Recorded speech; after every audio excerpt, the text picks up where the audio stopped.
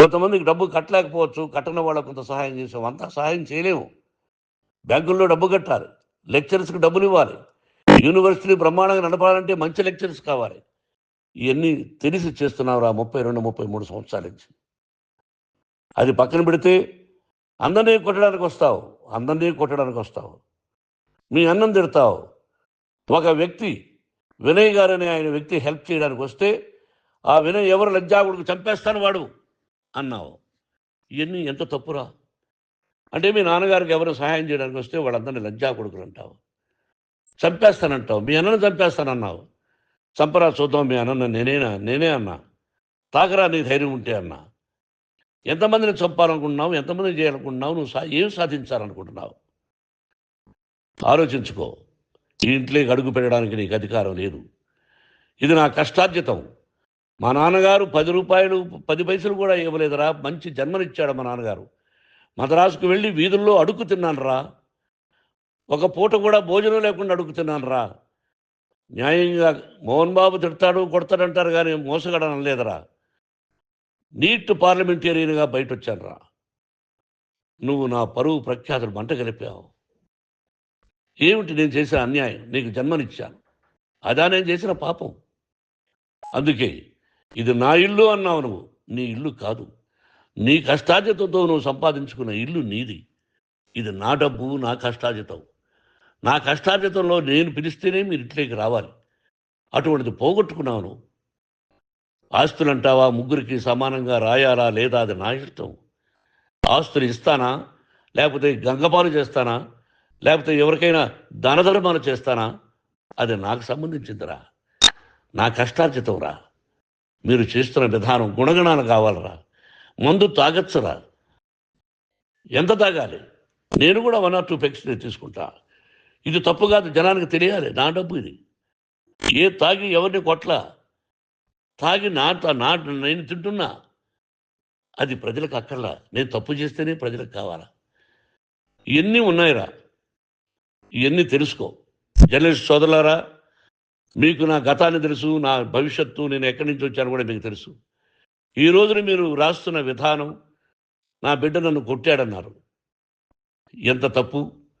ఈ రోజున నా బిడ్డ మీద కోపంతో అవును చెప్పచ్చు. కాదు, వాడు నా మీద చెయ్యెత్తలేదు. నేను ఘర్షణ పడ్డాం. ఘర్షణ వేరు, కొట్టుకోవడం వేరు. గాయాలతో హాస్పిటల్కి వచ్చి కుంటుకుంటుగా నడిచాడు. మళ్ళీ ఏమని పోలీస్ స్టేషన్కి వెళ్ళి చెప్పాడు. ఎవరో 2 ఉన్నారు, వాళ్ళిద్దరూ నా మీద దాడి చేశారన్నాడు. నా ఇంట్లో పనిచేస్తున్న వ్యక్తుల గురించి పోలీస్ స్టేషన్కి వెళ్ళి చెప్పవలసిన అవసరం అతనికి లేదు, హక్కు లేదు. పోలీస్ డిపార్ట్మెంట్ కూడా తెలుసుకోవాల్సిన విషయం. నా ఇంట్లో ఉండే వర్కర్స్ మీద నేను కంప్లైంట్ ఇవ్వాలి. నువ్వు పర్మిషన్ లేకుండా నా ఇంట్లోకి నువ్వు చొరబడి ఇల్లు నాదంటూ ఇంట్లో పనిచేస్తున్న వర్కర్స్ మీద కంప్లైంట్ ఇచ్చావు. అది ఎంతవరకు పోలీసు న్యాయమో రూల్సో చూద్దాం. పోలీస్ డిపార్ట్మెంట్ ఇంటికి వచ్చింది. వాళ్ళకి రాశాను ఉత్తరం, అయ్యా నేను సీనియర్ సిటిజన్ని, నాకు రక్షణ లేకుండా ఉంది, నా బిడ్డ వల్ల నా ఇంట్లో నుంచి నా బిడ్డను పంపించేసి ఇది నా ఇల్లని. వాళ్ళు నాకు సమాధానం ఇవ్వలేదు. ఇవ్వకపోగా ఎవరిని పట్టించుకోలేదు. ఇప్పుడు పోలీసు వాళ్ళు వచ్చి ఏమండి రూల్స్ ప్రకారం నా బిడ్డ ఇంట్లోకి రాకూడదంటే మాకు హయ్యర్ అథారిటీ వాళ్ళు ఫోన్ చేశారు, మీరు ఎవరిని స్టాప్ చేయొద్దండి, బయట నుంచి ఎవరైనా వస్తే వాళ్ళని స్టాప్ చేయండి అన్నారు. 2 రోజుల నుంచి 10 మంది 20 మంది వస్తున్నారు. వాళ్ళు అలా చూస్తూ నిలబడ్డారు. వాళ్ళు ఫోటోలు తీసుకున్నారు, వాళ్ళ మీద మళ్ళీ వదిలేస్తున్నారు. ఎవరిని నిందించాలి? But I give respect to the police department. వాళ్ళకి ఏ అధికారి ఫోన్ చేశాడో, ఆ అధికారికి ఏ పొలిటీషియన్ చేశాడో అది వాళ్ళకే వదిలేస్తున్నా. కాబట్టి వాళ్ళు పోలీస్ కంప్లైంట్ ఇచ్చినా కూడా మేము సంబంధం లేదని అంటున్నారు. కాబట్టి నేను నా బిడ్డను నిన్ను నాపు చేస్తున్నా. నువ్వు ఇంట్లోకి వచ్చే అధికారం నీకు లేదు. నువ్వు వచ్చి నీ బిడ్డను తీసుకెళ్ళు.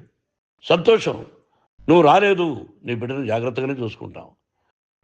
Take care your daughter, that's all. మీ అమ్మ హాస్పిటల్లో అడ్మిట్ అయింది. రేపో ఎల్లుండో మీ అమ్మను పిలిపించి బాగైన తర్వాత ఇదిగో నువ్వు నీ కొడుకు బిడ్డను తీసుకెళ్ళి వాడికి అప్పచెప్పని చెప్తాను పోలీసు వాళ్ళ ఆధ్వర్యంలో. ఇది 100% జర్నలిస్టు సోదరులారా, పులి స్టాప్ పెట్టండి. మీకు కుటుంబాలున్నాయి. మీ యజమానులకు కుటుంబాలున్నాయి. మీ కుటుంబాల విషయాలు, మీ యజమానుల కుటుంబాల విషయాలు మేమెవరు జోక్యం కలుగ చేసుకోలా. మేము నటీనటులం.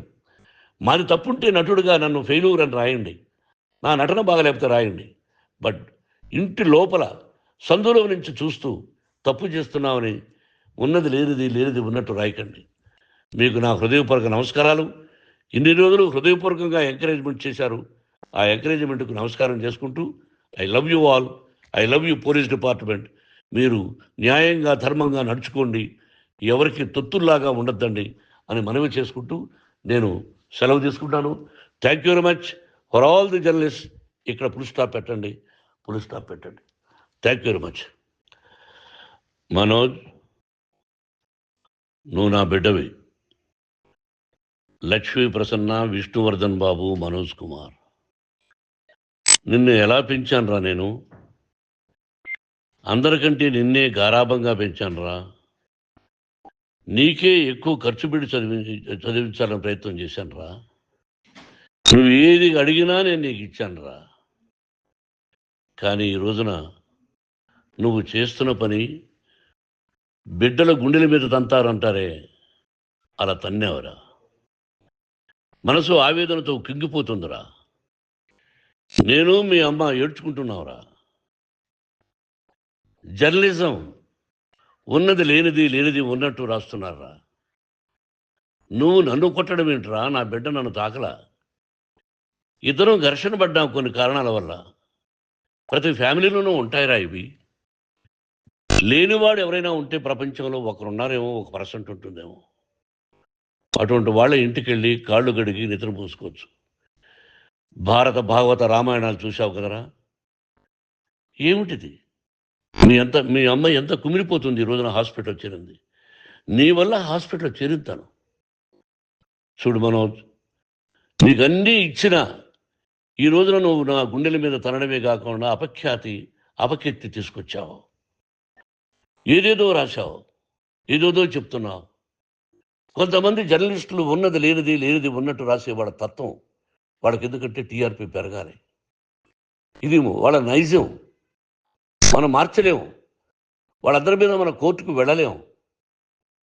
వాక్ స్వాతంత్రం అంటారు, ప్రజాస్వామ్యం అంటారు. ప్రజాస్వామ్యంలో కూడా కొన్ని హద్దులు ఉన్నాయి. ఇది నీకు తెలుసు అనుకున్నా. ఎంత మంచి నటుడివి నువ్వు. నీ భార్య మాటలు విని తాగుడికి అలవాటు పడిపోయావు. వింటున్నావా మనోజ్? ఎవరిని నమ్మాలో, ఎవరిని నమ్మకూడదో పరిస్థితి తీసుకొచ్చావు. విద్యాలయాలు ఎంత గొప్పవిరా. మనం 25% కులమతాల